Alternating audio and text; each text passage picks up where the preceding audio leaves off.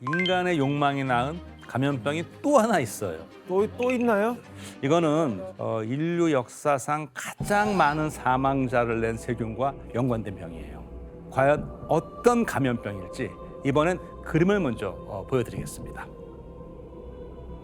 창백한데요? 너무 창백해지네요. 이 그림의 실제 모델에게 한 가지 공통점이 있어요. 어떤 하얗다. 네. 너무 창백해져요. 맞아요. 핏기 없는 창백한 얼굴. 그리고 이 눈가에 좀 어둡고 그림자가 보이죠. 이 여성들은 모두 감염병에 걸려 사망했어요. 네. 그건 바로 200여 년 동안에 약 10억여 명의 목숨을 앗아간 결핵균에 의한 감염병, 결핵입니다. 10억 명이 사망했다고요?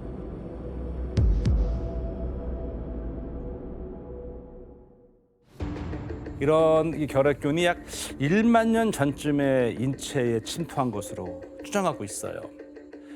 그래서 한센균과 함께 정말 오랫동안 인류를 괴롭혀온 이제 세균으로 꼽는데요. 그런데 이 결핵균이 특별히 좋아하는 게 있어요. 혹시 뭔지 감이 오세요? 결핵이?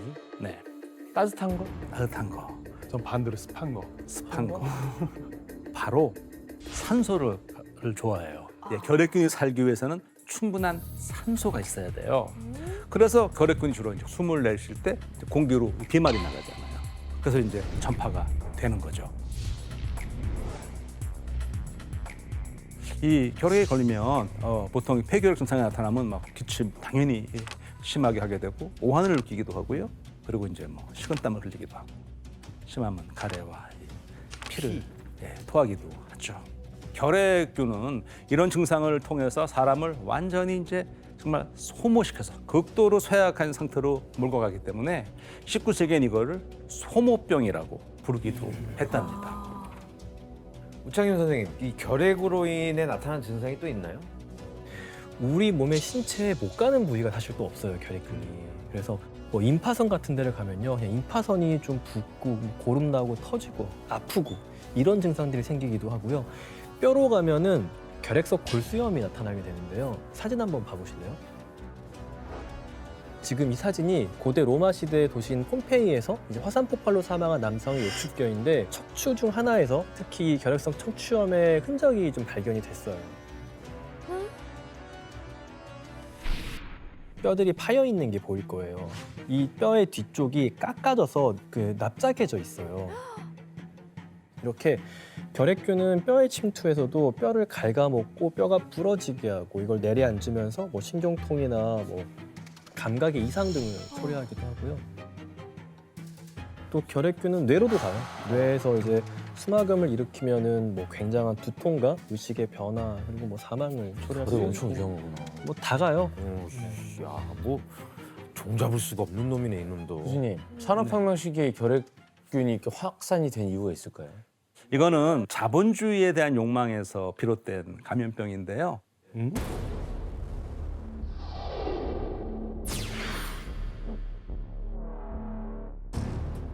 산업혁명 시기에 노동자들이 도시로 몰려왔잖아요.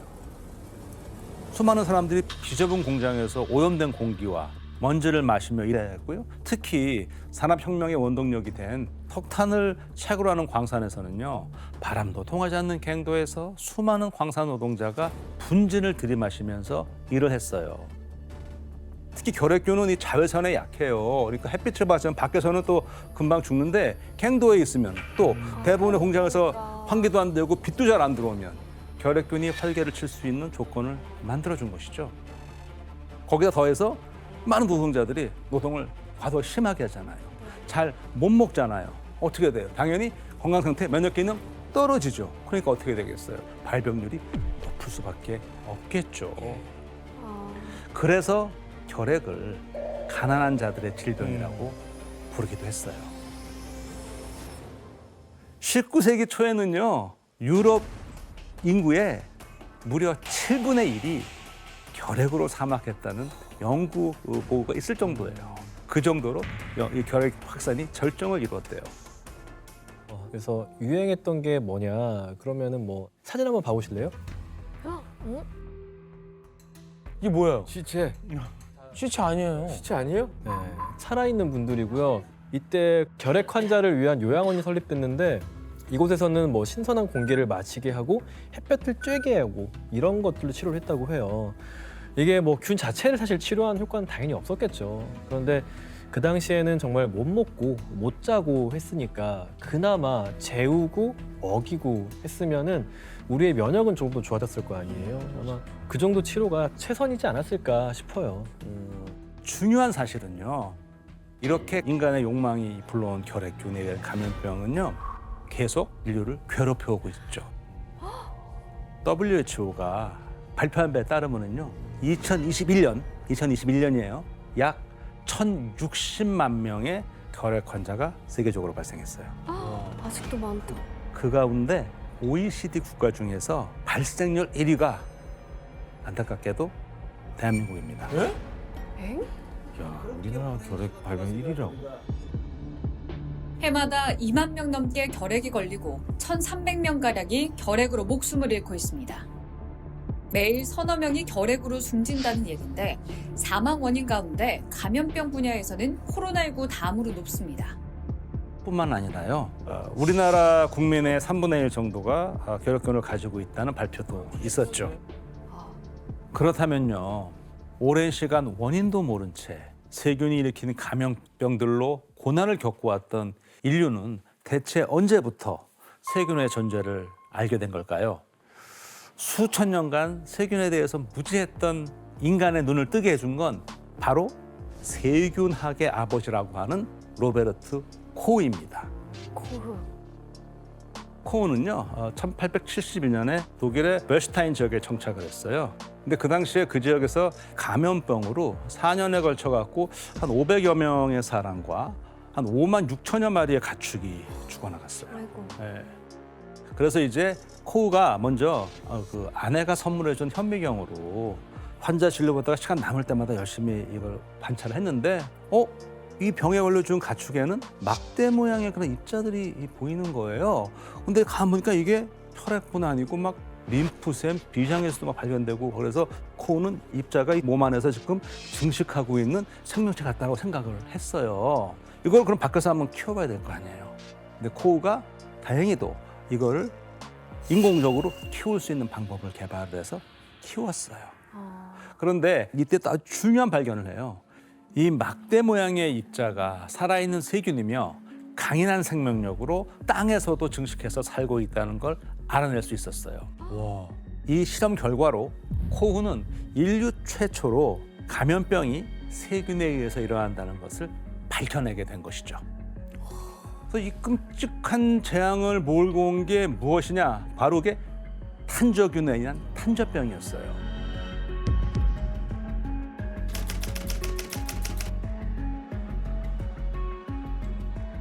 탄저균은 이렇게 이제 막대 모양의 이런 세균인데요. 탄저병은 처음 그렇게 익숙하지 않은데? 탄저균. 탄저라는 뜻은요, 탄이 수탄자예요. 저는 이 등창이라는 뜻이니까 수처럼 검은 부스러미라는 뜻이에요. 탔다고? 예, 탄저균에 감염되면 이 피부에 이 젓갈색 돌기가 먼저 생겨요. 그러다가 이 돌기가 이제 물집이 형성이 되고, 이 물집이 터지면서 딱지가 이제 검어지고 거의 막 부어지고 심각해지면 이제 결국 사망에 이르게 되는 그런 병이죠. 와, 세다. 그래서 이 코우가 이 일련의 실험을 통해서요, 1876년에 탄저균이 탄저병을 일으킨다는 이걸 밝혀낸 다음에요, 이어서 1882년에는 결핵균, 2년 뒤인 1884년에는 콜레라균 등을 차례로 이것들이 이런 병의 원인인 걸 다 밝혀내요. 그럼 이제 미신적인 게 진짜 많이 사라지겠네요. 그렇죠.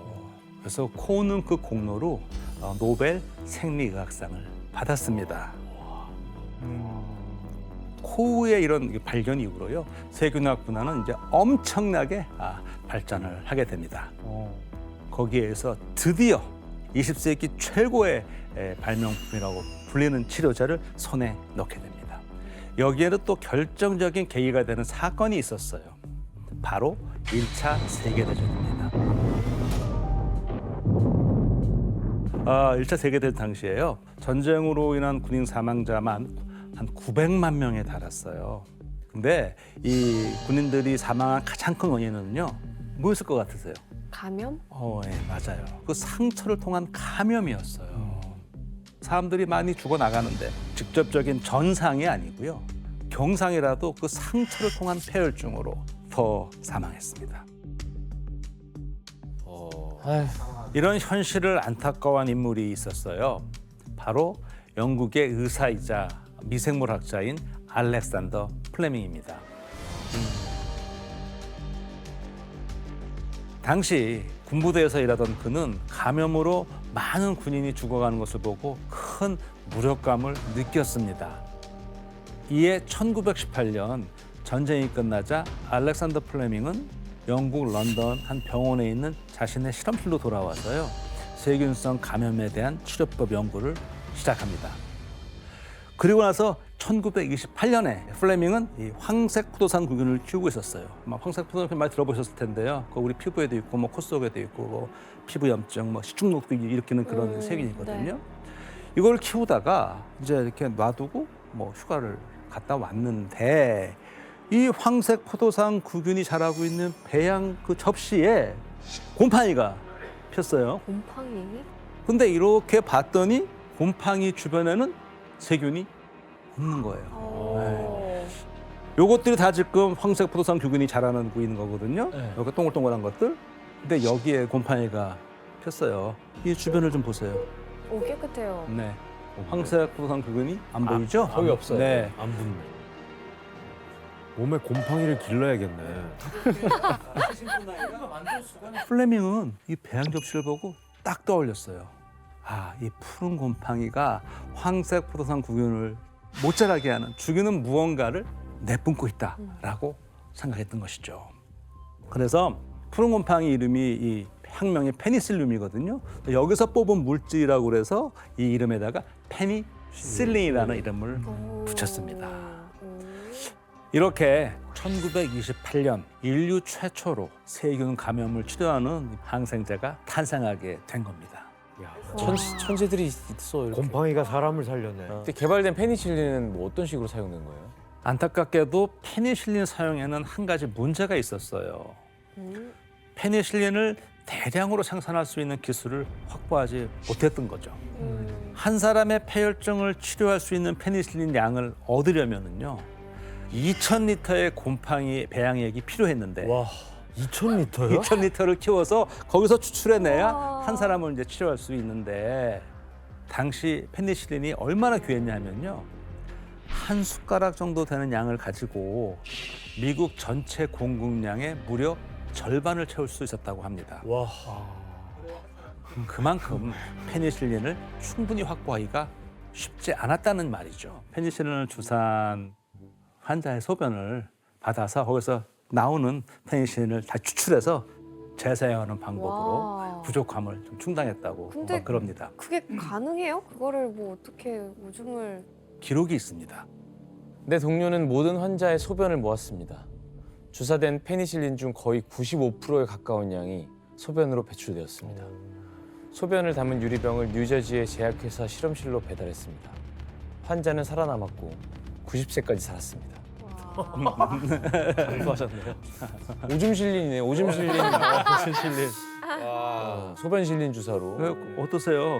페니실린을 주사하고 나면 투여하고 나면은요, 대략 한 4시간 정도 지나면 소변으로 이제 배출이 돼요. 그러니까 제약회사들은 그 소변을 모아다가 거기서 다시 페니실린을 청제해서 와. 다시 투여했던 것이죠. 아, 진짜 비싼 오줌이었네요. 페니실린 맞게 되면 연락할게요. 아 페니실린 공유하면 돼. 제가 먼저 맞을게요. 아니 내가 맞을 테니까. 제가 먼저 맞을게요. 필요하면 연락 주세요. 제가 싸드릴 테니까. 제가 먼저 맞을게요. 아, 진짜. 선생님 그러면 페니실린 대량 생산은 어떻게 가능했던 거예요? 그것도 이제 전쟁 덕분이었죠. 2차 세계 대전 때 이제 미국의 많은 젊은이들이 전쟁터에서 상처를 받잖아요. 네. 이런 사람들을 살릴 수 있는 게 페니실린이니까 정말 제약회사들이 이 페니실린을 더 만드는 거에 두 팔을 걷어붙였고, 그 결과 이제 진주만 공격 열흘 후에 굴지의 제약회사들이 이제 페니실린 상용화를 성공시켰고요. 많은 사람들을 살릴 수 있게 됐죠. 근데 이제는 아까 같은 싸움 안 하셔도 되는 게 곰팡이를 이용해서 만들지 않고요. 이제는 그냥 만들 수 있습니다. 그럼 이제 네, 대량 생산이 좀 가능해요. 기다렸다가 안 해도 되는 거예요? 네, 지금은 뭐 원하시면 할 수도 있을 거예요. 아니 그래도 혹시 모르니 전화해요. 그럴까요? 네. 이렇게 이 감염병 원인도 알았고요. 치료제도 이제는 얻었잖아요. 그러니까 이제는 우리가 이제 세균에 의한 감염병은 딱 제압할 수 있는 탄탄한 미끄럼을 이뤘죠. 그런데 이런 발전이 이렇게 아주 희망적이고 긍정적인 효과만 또 있었던 건 아니에요. 전쟁이 쓰나? 네, 세균을 이해했잖아요. 아, 이거를 이용해서 악용하는구나. 악용해서 무기로 쓴다고? 무기 개발에 에휴. 들어간 거예요. 너무 무서워요. 왜 그러냐 진짜. 실제로 그 1, 2차 세계대전은요 거의 신무기의 실험장이 되다시피 했거든요. 이때 탄저균을 활용한 무기가 개발됐어요. 어쨌든 이 세균 무기 이런 걸 만들다가 뭐 사고 날 수도 있지 않나요? 예, 사건이 하나 큰 게 있었죠. 생물학 무기 실험을 한 나라가 있는데요. 바로 영국입니다. 또 영국이에요? 영국은 진짜 대단한 나라예요. 왜 하필 탄저균이었어요 그러면? 가장 큰 이유는요. 포자가 있기 때문이에요. 탄저균은 막대 모양의 잎새인데 극한 상황에서는 동그란 포자 모양으로 변하죠. 포자 모양으로 변한 탄저균은 사람이나 동물의 몸속에 더 깊숙이 침투할 수 있게 되고요. 그리고 숙조가 죽으면 다시 흙으로 돌아가 생명을 유지합니다. 심지어 흙으로 돌아간 탄저균은 이 포자 형태로 100년까지도 거뜬히 생존할 수 있습니다. 그런데 이 탄저균이 무서운 점은 여기서 끝이 아니에요. 동물과 사람 모두를 감염할 수 있는 인수 공통 감염균이라는 거예요. 그리고 균을 동결 건조시키면 손쉽게 분말로 만들 수 있어서 냄새나 맛을 느끼지 않고 음식, 물 등의 투입이 가능하다는 겁니다. 어머. 때문에 적은 양으로도 전쟁 중인 상대의 동물과 사람에게 위해를 가할 수 있는 강력한 살상력을 가지고 있어요. 이거 진짜 전쟁에 쓰면 난리 나겠네요. 그래서 그 2차 세계대전 이후에 이제 인류가 알았어요. 이거 너무너무 위험하다. 아군 적군을 가리는 그런 무기가 맞아요. 아니잖아요. 인류를 위협하는 거. 그렇죠. 그래서 1972년에요. 생물 무기 금지 협약이 돼서 세계 주요국들이 서명을 해서요. 국제적으로 생물학 무기 사용이 금지돼 있어요. 다행이네요. 하지만 2001년 탄저균을 악용한 사건이 터지고 말았죠. 왜?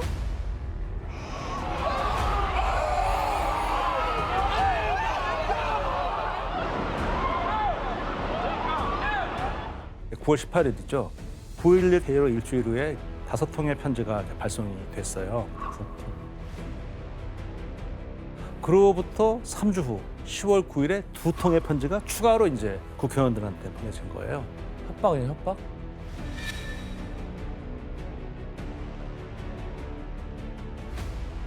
당신은 우리를 막을 수 없다. 우리에겐 이 탄저균이 있다. 이제 당신은 죽는다. 두려운가?